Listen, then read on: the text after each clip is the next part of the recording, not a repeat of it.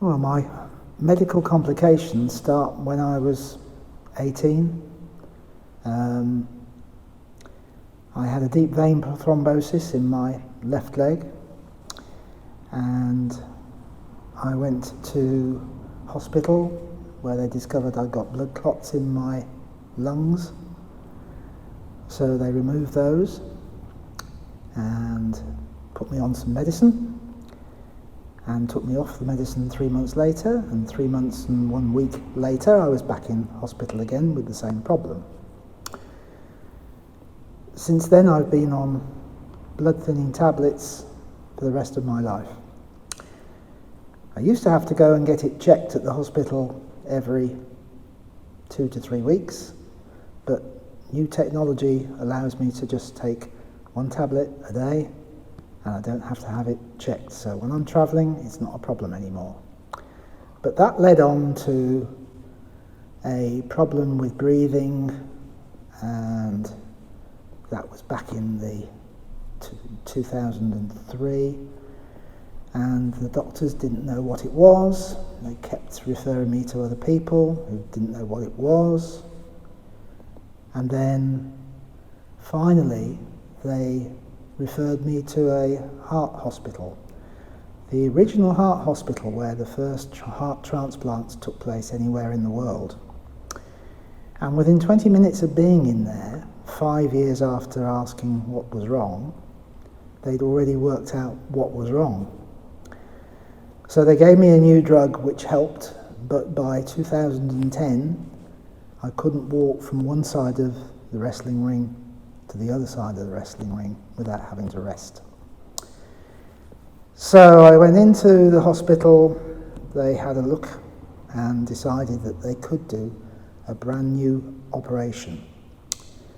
It had a 20% chance of success, and of that 20% chance of actually getting better. So I was left to decide whether I wanted that, and if I didn't have that, I'd be dead in 6 months. So I had the operation, and here I am. When I was asked to go into hospital, I was actually on my 40th anniversary back at work, and we just had a little party, and I was just walking back slowly across the car park, and the phone went and they said, come in Monday for the operation.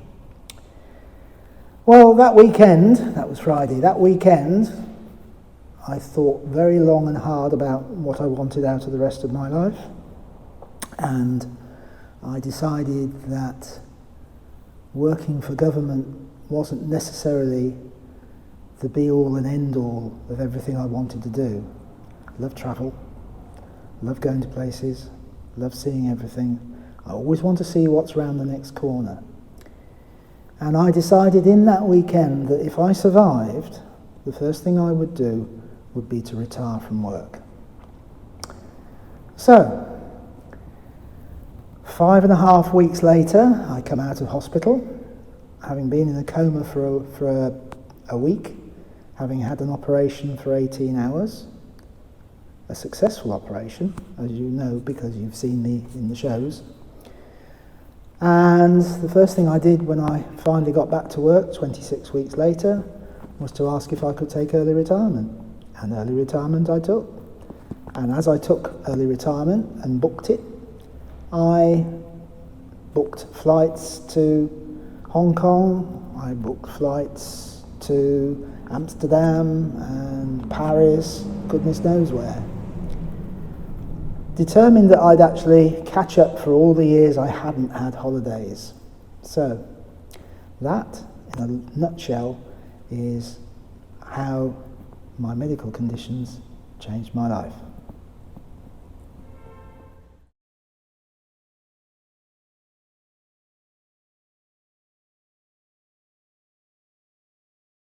Can't stand them, they're like toast. No. Younger generations, well, some of them are a complete waste of time. The majority, however, are entertaining and electrifying and want to change the world, mostly for the better. And I love the idea of change. I go along with most of it. So, yeah. Younger generation, great stuff. They turn into dads, they have children, and so life goes on.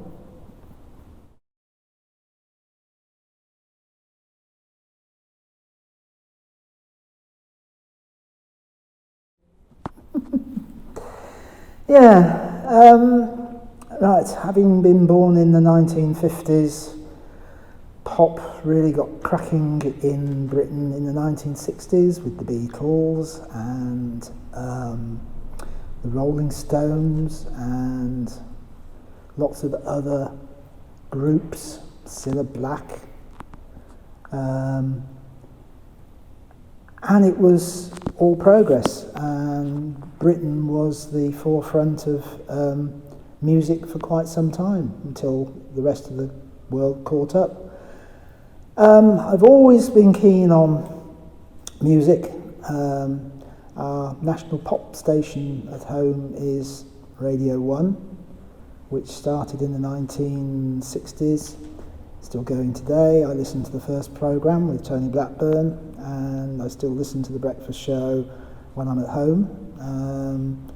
So yeah, I can listen to new music. I can listen to old pop music. I'm not so keen on the old pop music now. As I move on as the music moves on. I like classical music. I'm particularly keen on music without voice.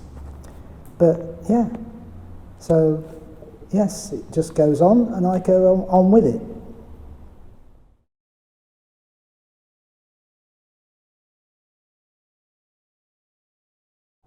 That's an interesting one.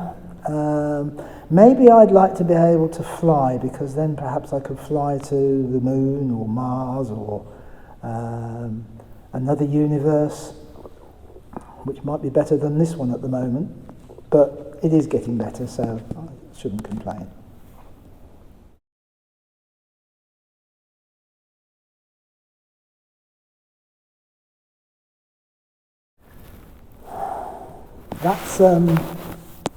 That's a difficult question.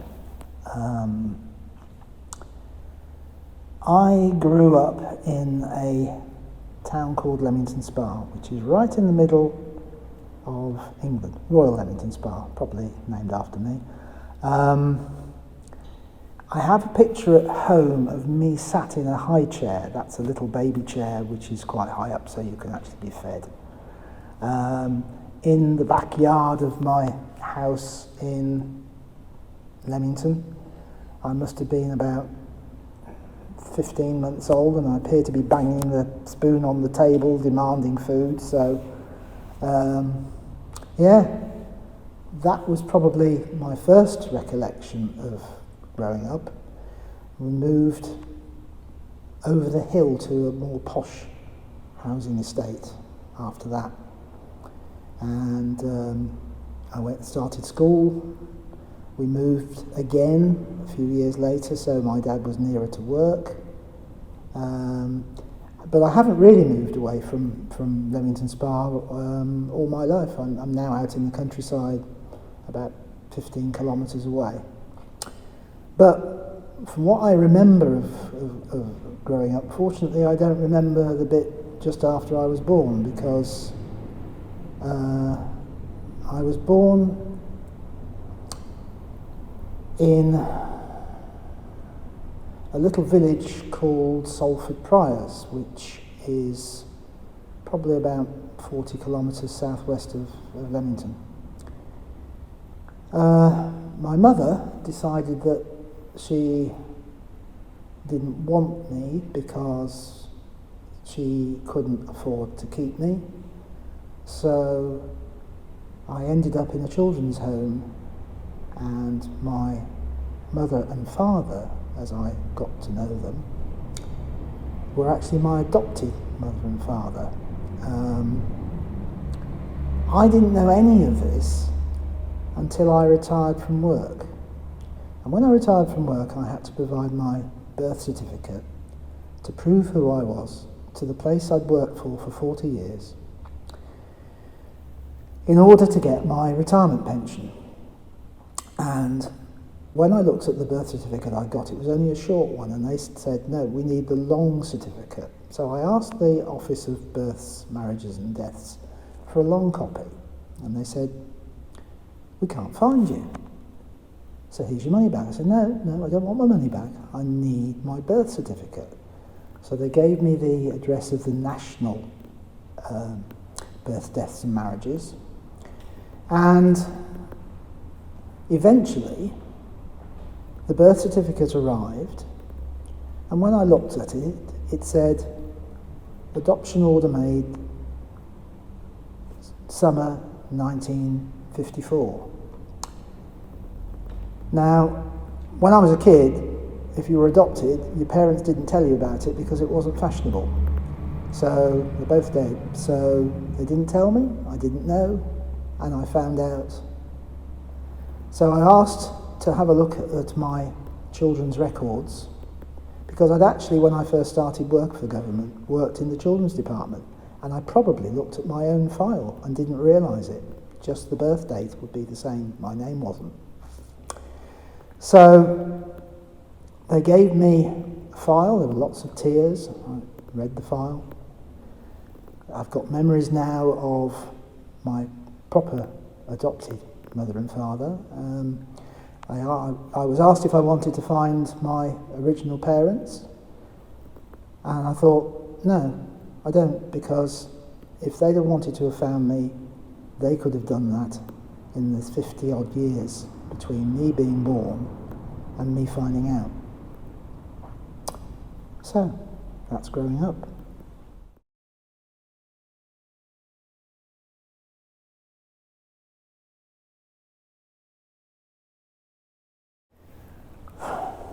Television. From the little 12-inch television that we had at home when I was a little tiny kid, to the current 4 HD, all singing, all dancing TVs now. It's a wonderful thing. And thank goodness we've got it, because I think it would have driven everybody completely mad during the COVID lockdowns to have actually been at home and not had TV or internet. So yeah, TV. Internet second.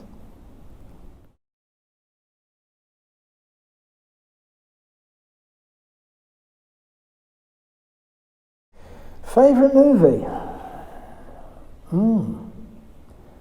Interesting. Christmas Carol.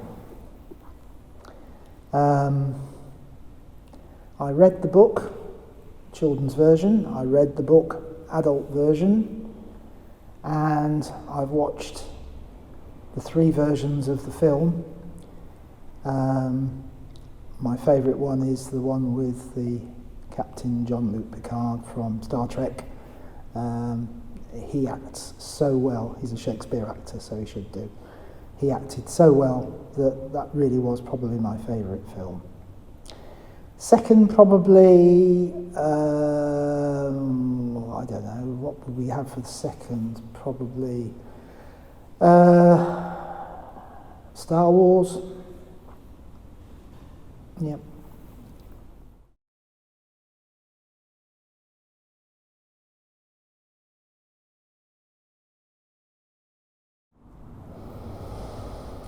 Free bus pass, 33% off rail travel, no charge for medical services. Getting older, I don't know, probably being a bit more worldly wise, so travelling whilst is an adventure. If something goes wrong, I can usually think my way out of it.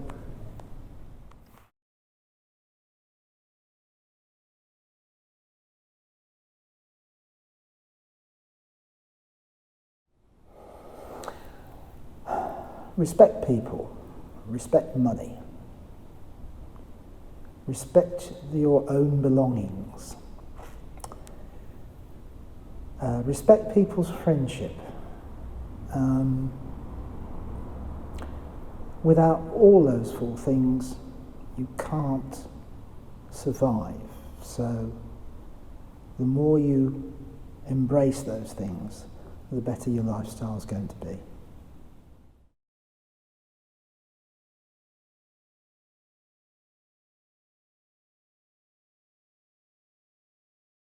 I'm counting my money? No. Travel. It's got to be travel. As I said, I love to see new places. I've been right up into the north of China, minus 32 degrees, just to go and see the last of the steam trains. Working for a national railway company.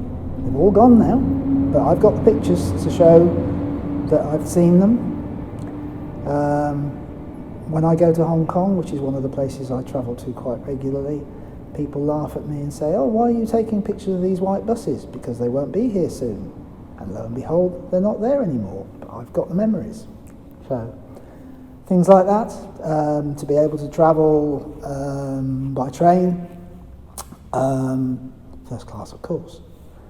The perfect morning is to actually get a train to London and have breakfast on the train.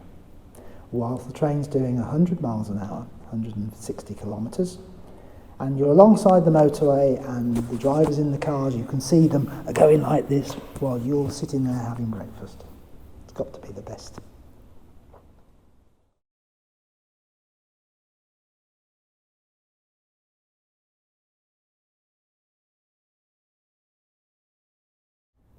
Oh, that's an interesting one, because I've tended to influence myself as to what I do and how I do it.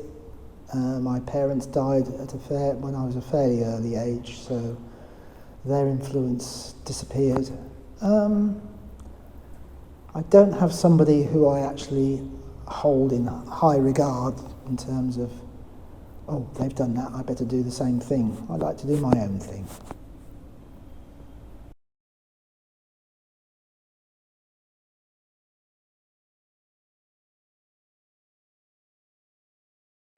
Most proud of? 42 years working for government. Probably as part of that, being able to save people's lives. I used to work part-time in emergency planning. I was the social services representative, and one Easter we had some tremendous floods, and we spent 48 hours trying to save people who were being washed away on top of caravans and stranded in buildings which were where the water was rising. So yeah, I think probably that. And I was asked to go and receive an award in London at Kensington Palace, and I said to the chairman of the council, no, I'm not going to do that, because it was a collective group effort. He said, well, will you do it if you're collecting it on behalf of the group? And I said, yeah, I'm quite happy to do that. So that was how we did it. So I've been to Kensington Palace, I've met the Prime Minister, I've met Lady Diane. So those are memories that I do actually cherish.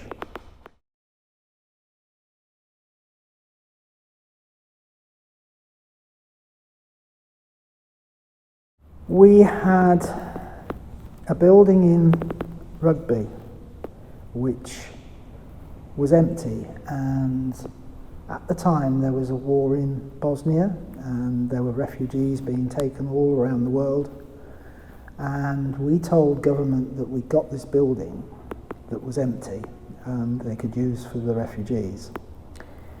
And we did some conversion work on it, which finished about 12 hours before the refugees arrived. One of the most sobering things of all was actually seeing the refugees arrive with a couple of carrier bags, and that was all their belongings.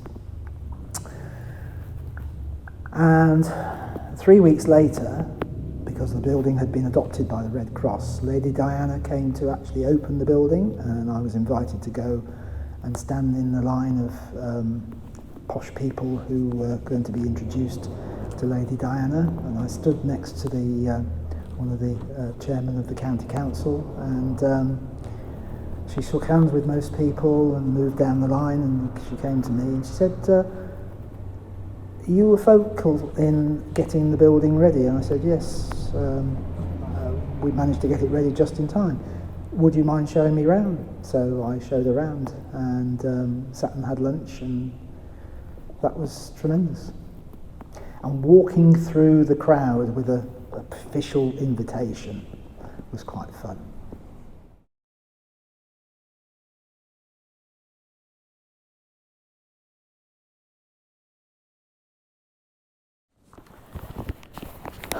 Looking in a full wallet, the idea that COVID might be being beaten and that life will hopefully return to something like normal by the time we get to the end of the summer, autumn, and to be able to do all the things that I normally do is probably what I want.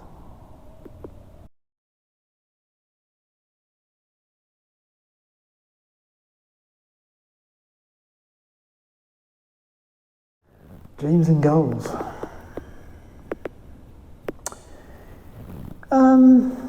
Dreams. When I was a kid, I always wanted to go to London because London was the capital.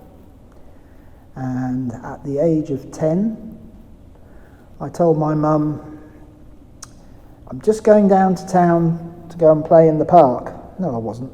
I was going down to town to catch the train to go to London. At the age of 10, on my own, on a train, all the way to London, 110 miles, probably 175 kilometres. What an adventure.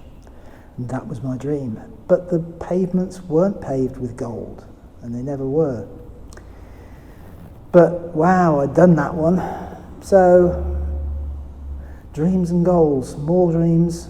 Yeah, to have a job that was secure, to be able to buy a car, buy a house, feel happy, retire, do all the things I want to do, and those are the dreams that I'm hopefully living now, although they're slightly delayed at the moment. Lots more to do. Hopefully I've got time to do them.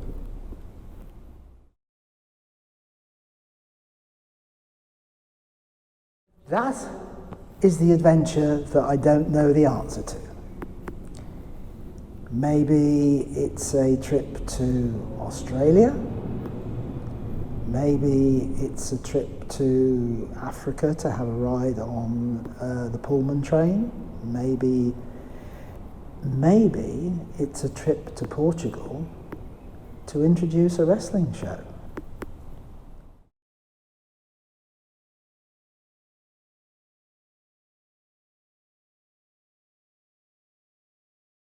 Internet has been the most helpful and the most annoying, especially when it doesn't work.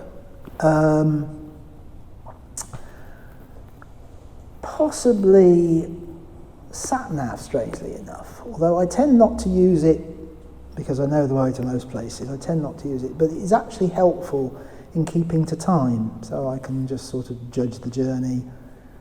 If there's a problem on the way, I can turn off and the sat-nav will actually find a different way.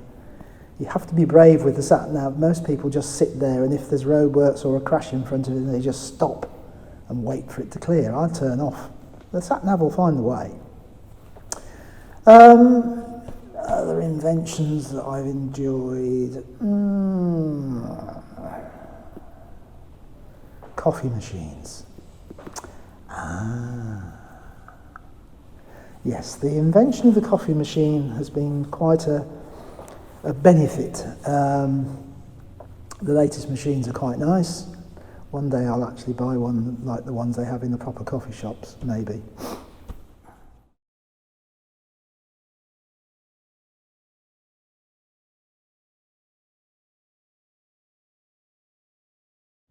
Laptop. Television. Fridge. Full of coffee. No, a fridge.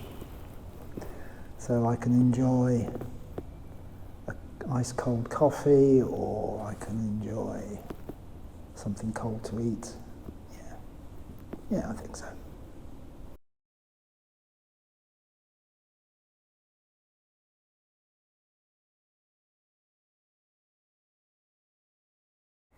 I don't think I can live without them now. I need to be entertained. I need hot coffee, by the way. Where's mine? I've been sat here long enough now. I need to be entertained. I need my life to be filled. I cannot sit and do nothing. It drives me nuts.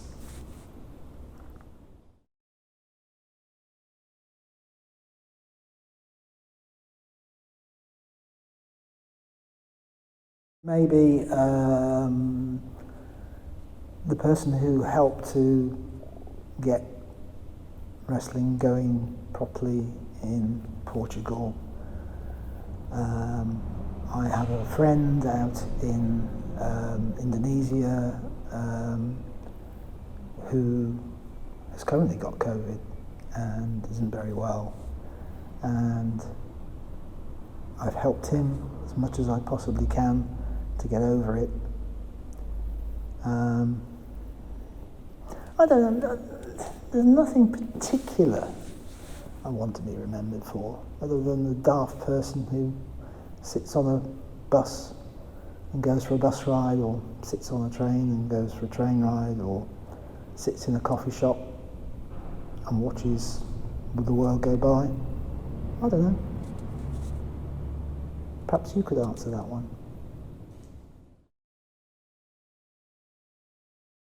If you have a dream when you're young, if you're a child with a dream, then chase that dream and chase it as hard as you possibly can, because it's only you that can actually make it come to life. I've done quite a few things in my life, and I'm very pleased with the way my life turned out in the main. If you've got something that you want to do, like you want to be a wrestler, and it's not just a flight of fancy, you actually want to be a wrestler, then you can't give up. There'll be lots and lots of hurdles in the way, but you can't give up. You have to climb each mountain and carry on and climb the next mountain and the next mountain until you actually achieve what you want to do. And you're always, it's like many things, you're always learning. I'm still learning. You're always learning. So you can only work to achieve better and better, and that has to be your goal. Whatever it is you want to do, be it wrestling, be it football, be it being a brilliant driver, be it earning lots of money, you have to keep working at it. And I suppose to end, just to annoy everybody, we'll have the BBC theme tune.